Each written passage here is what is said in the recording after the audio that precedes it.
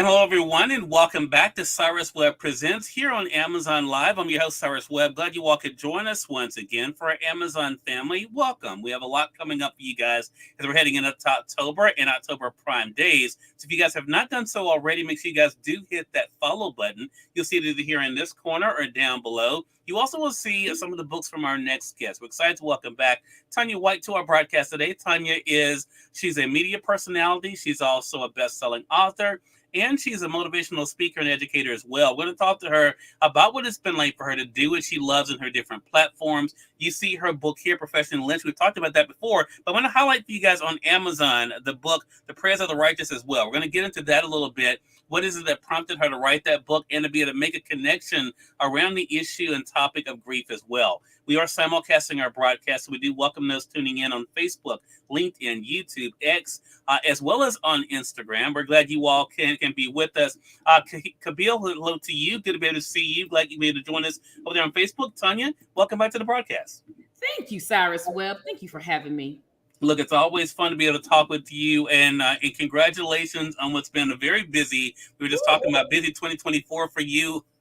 We're in the home stretch, so one more quarter to go, Tanya. So let's start off by talking about walking in purpose, because that is one thing that you've been able to do with the different hats you've been able to wear as an author, educator, media personality, motivator. What has that been like for you to recognize your purpose and passion, Tanya, and to walk in that? Well, I've recognized my purpose decades ago, but it's different. And I want people to understand it's different in recognizing it and walking in it. Yeah. Recognizing is fun, Cyrus, because you get to write all these things down or what you want to do, you know, your purpose, but walking in it consistently with courage and with focus and intentionality is a whole different thing. And so you have to be disciplined. You have to be proactive. You have to be consistent. And you have to be strategic, which requires you to have, you say I wear many hats. Yes, I'm a school director, media host, author, auntie, and I wear all those hats. And so it is very important for me to be balanced, prioritize, and get the job done. Because if one of those hats get dropped to the floor, it's a domino effect. And so, yes, it's very, it can be overwhelming at times, but the only thing that when I'm overwhelmed, it's like something that I look at and say, what do I need to manage better? What do I need to prioritize? And what do I need to let go at this season that is no longer benefiting my overall goal? And so I would say walking in purpose is easy. Recognizing purpose is easy. Walking in it is the most difficult thing. And you have to be consistent and prioritize. Tanya, you just said a whole lot right there. And what I mean, I'm sure our audience can resonate with that. I want to go back to what you said, and that is, it's one thing to write down, you know, here we are, we're in that season, people getting ready for New Year's resolutions again, and they're talking about what they're going to do instead of focusing on what they could be getting done. What has helped you, I guess is the question, to go from just thinking it and planning it to actually doing it? Well, and we're going to get into that. It's loss of loved ones, and knowing that life is very short. And so when you lose a loved one unexpectedly, or even you expectedly, you're expecting it due to sickness. Yeah. It puts your mind into perspective and gets you focused on, okay, what am I doing? What I need to stop talking about it and start doing it. And so I love vision boards. I love them. But one thing I do not love about it is that a lot of us spend the time of creating these cute boards, but we don't have an action plan to go with it. And so I'm all about the action. Yes, you got to have a vision, but you also have to couple that vision with action, and you got to move. And when you say action, and when you looking at your vision, the many things that people don't realize why they don't manifest that vision is because they're not willing to let go of the comfortable to move to the uncomfortable. And so I was able to do that when dealing with loss of my dad, my mom, my fiance, and just friends and loved ones just unexpectedly, and realizing life is short. And so I need to stop talking about it and being about it. And when I got that realization and it's like no holds bars. And so. And I think that is the big thing. I'm going to go ahead and share my screen here, Tanya, because I want people, for those who don't have the book here, to be able to see. I'm going to highlight for you guys on Amazon. But The Prayers of the Righteous and Grieving Availeth Much is the title of the book. I read this book first last year. It's available here. You guys can get it on Amazon, the paperback you can see there for $15. So definitely pick it up. But one thing I wanted to say about this book that is something I've had to learn as a suicide attempt survivor, and that is that a lot of times, especially when you're a person of faith, and people know, and people of faith will say things sometimes meaning well, right? But not realizing that, for one thing, it's not the right thing to say or the right time to say it. What was it like for you to go through the process of being a person of faith and knowing God, but also dealing with the very humanness, as you were just talking about, of loss? Yes. So, Cyrus, those people who know me know I call my show Real Talk with Tanya White, rated R for being real, relevant, and refreshing. Okay. Yeah. I'm very real. I've had to learn how to restrain some of my realness when it comes to talking. But I had to learn, because the human part takes over the spiritual part, especially when you losing a parent. My dad died. He walked out, was going to dialysis, and we got the call. And so it was unexpected. My mom, she was in hospital for 5 months. And so it was a slow process. And so I think with my mom's death, my dad was gone. I was the oldest. I am the oldest. And dealing with that, dealing with accepting the law that we're going to lose our mom, and the human part of the daughter. Okay, I want her to live. And then my little, I want to say my leadership skills of knowing what to say when I say it helped me. And also helped my siblings, because when people don't know what to say, they say stupid things. Okay.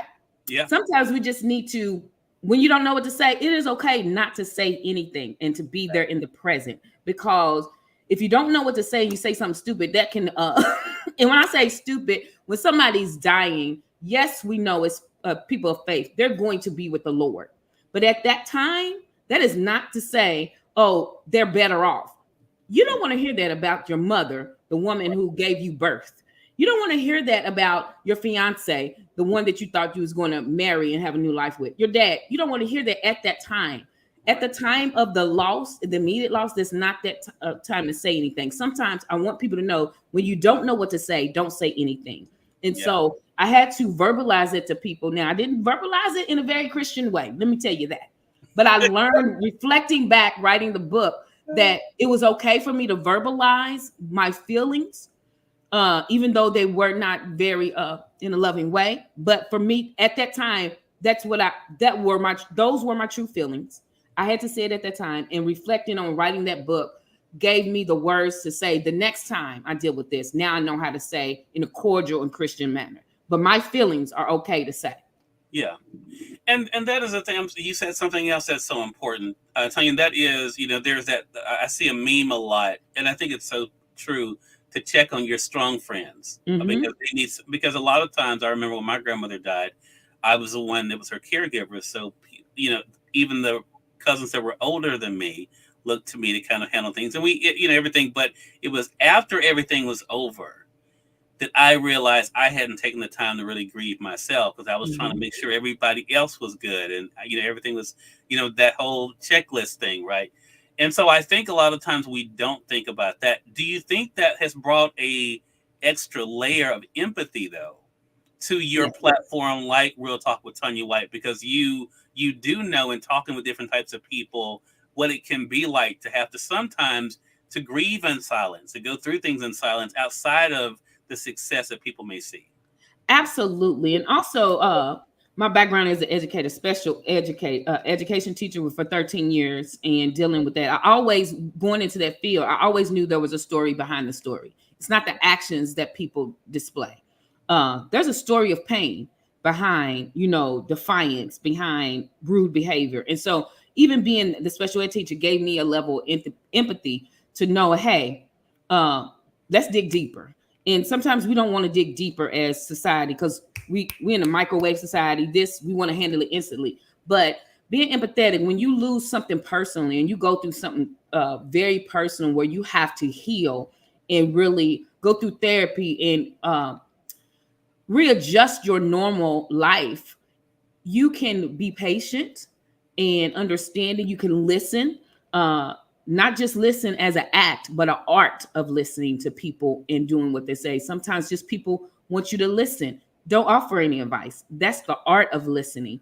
And knowing when to speak, knowing when to not speak, especially when you're dealing with loss. A lot of people want to come over and just they feel the need to talk, but sometimes just coming over, being there, watching a movie, cleaning up, just being, you don't even have to be in the same room, just being in the house. So just developing the art, and that's where the empathetic comes. Sometimes dealing with students and other people who are grieving, I know the pain, even though I'm not in that same situation, but I know the level of pain, especially those who are caretakers like you were, I was, in that silent struggle of grief that nobody will understand, because hey, you're the strong one. You shouldn't feel this way. You're a woman of faith. You know God.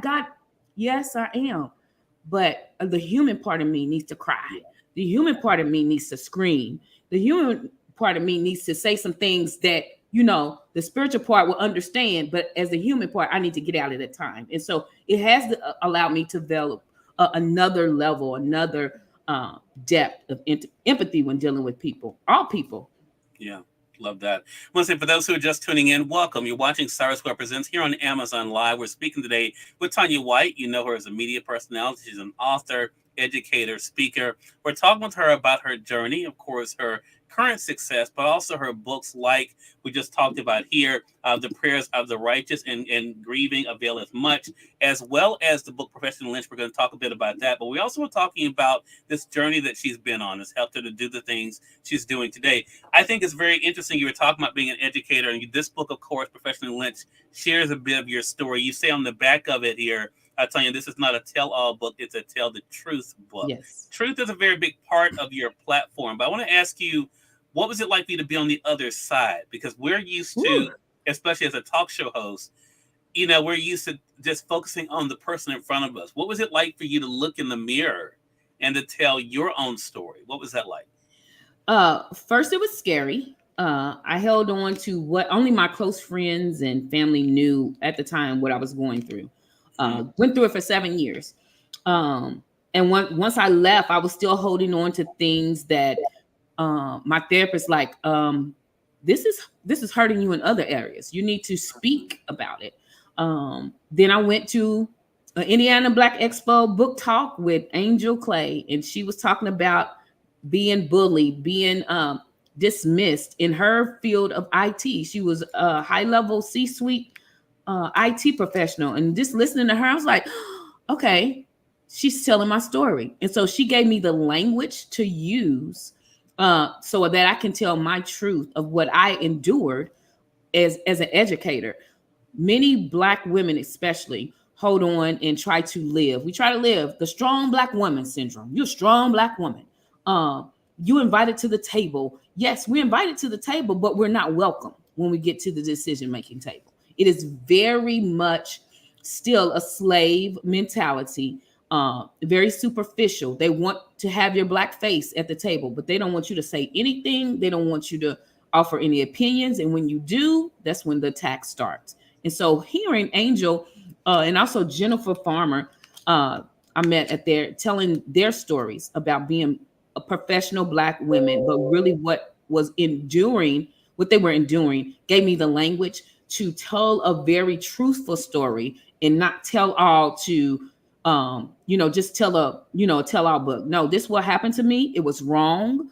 It still is wrong, but I'm gonna tell my truth whether they like it or not. Yeah, I love that, and I think that it is one of those things, though. I think that is so important because just like you were allowed to see, you weren't the only one. Yes. Someone who now knows you, who may not know, because honestly, when you first told the account you just told, I didn't know who either one of those two people were, but I know you, and I think people who know you will say, "Wow, if Tanya went through that, you know what I'm saying, then that's something that I can get through." But I also think it's something that can be applied to, of course, you're talking about in your profession in education, can be applied. So many people are able to do. Is that one of the connections you've been able to make, Tanya, through the book? People saying, I went through something like that too in my line of work. Absolutely. When I first, even before the book came out and I was doing the pre-promos with the book cover, I had a lot of people inbox me say, I'm a nurse. I'm in this profession. I go through the same thing. I can't wait to read your book because it is the same mentality of trying to hold Black people down because we are influential. And when we get at the decision-making table, we make changes and decisions for all people. That's what people don't recognize. We come from a very inclusive type of mindset. And when systems, especially racist systems and institutionalized racism, want to keep it that way, they do not want you to have a voice. And especially when you have a not only a voice, but influence with everybody, which I had, my students, my teachers, my parents. That's when they was seeing what I was talking about. It was like, you went through that, but Miss White, you always smiled. You always helped us. I said, mm-hmm. So you never know what somebody's going through. And so in doing that and telling my truth, it helps people to see, hey, let's help the strong people. Like you said, check on in on strong people because people who knew me and I serviced did not know exactly what I was going through, did not know why I took 2 medical leaves. They thought it was something physical. No, it was very emotional and professionally taxing. And so when you speak your truth, it does help other people see, hey, let me not only let me speak my truth, but hey, let me check up on and see how people are really doing, who I think are strong. And that goes to my other book. There's a battle behind every smile that you see. And so just because you see people smiling all the time doesn't mean they don't have any battles. They're just pressing through the battles that they are enduring. Love that. And it's a great way to encourage people and give them permission to tell their own stories. And with that said, one thing we have not talked about recently is that I've been calling you an author, but you also are a publisher. What has that been like for you to build a platform, Tanya, where you can help other people tell their stories? Woo, Jesus. Yeah, on that other side, it's hard. It's very hard because Cyrus, people think, oh, I want to write a book and I'm just gonna get my publisher and they're gonna do all the work. I'm not that publisher, okay? I want you to know that writing a book is hard work. Not just the writing, but writing a quality book. So one thing that, and I've slowed down on accepting clients because people think, oh, I'm gonna get with Tanya. She's gonna do everything. No. If you are not well versed in basic things of writing, we're gonna go through that. Okay. Let's get what are you writing about? Dig deeper. Yes, tell your story, but why do people want to hear that story? And so as a publisher, you have to let people know, oh, the guts and glamour of writing a book. You're not going to make $1 million. You're not going to sell 1 million books, especially, look, Cyrus, there's still people who don't do social media, who are business. And I'm like, well, how are you going to sell this book? And so that hat, I'm reevaluating. Let me say that. I'm reevaluating. Hey, Tanya, we're going to make it a matter of prayer. Yes. The prayers of the righteous. Moses Maddox, hello to you, Moses. Good to see you over there on IG. But I wanted to bring it up because I thought about it the last time you were on. I didn't bring it up, but so that's something for us to look forward to. So I want to put you on the spot for a second, Tanya. Yes. Tanya was one of the co-hosts of our very special show here on Amazon this week with the one and only MC Light. I want to ask you what that experience was like. That was a dream come true. Let me tell you something. I grew up with Light as a rock, poor Georgie, roughneck. Every time she'd release something, if she was telling our stories, we born in the same year. And so having that, first of all, it was unexpected. And it's another nugget of wisdom, you guys. You have to respond quickly to people who have opportunities for you. So Cyrus, you said, hey, can you do this? I responded, oh yeah, I'm going to move my schedule around. So quick, prompt response will give you opportunities that you want. And just having that 4 minutes with the legend, the icon, like her voice is like anointed for this universe, was amazing. It was, like I said, a dream come true. Her presence when she got on, Cyrus, I was like, whoo, that's like Wasn't it? Because I'm gonna tell you, like I said, she and I've only met in person one time. It was like that the first time. It was my first trip to Los Angeles. When you walked in the room, she just made you oh feel my gosh. welcome. Yes. Which was because there was of course a good crowd in there. It was a luncheon / awards that she was doing, but it was just so she's so confident in her space. Yes. And I'm sure you noticed what I noticed. She is so aware of other people. She was Yes. very attuned to you, to Chanel, to Kate. I mean, because they actually asked me your names before the interview. Mm-hmm. So I mean, so it was, she was very in tune. So yeah, I love that. So for me, and also for our audience out there, I want to help you with your wish list. If you could name 3 names Woo. of guests that you would like to have on Real Talk with Tanya White, Yes.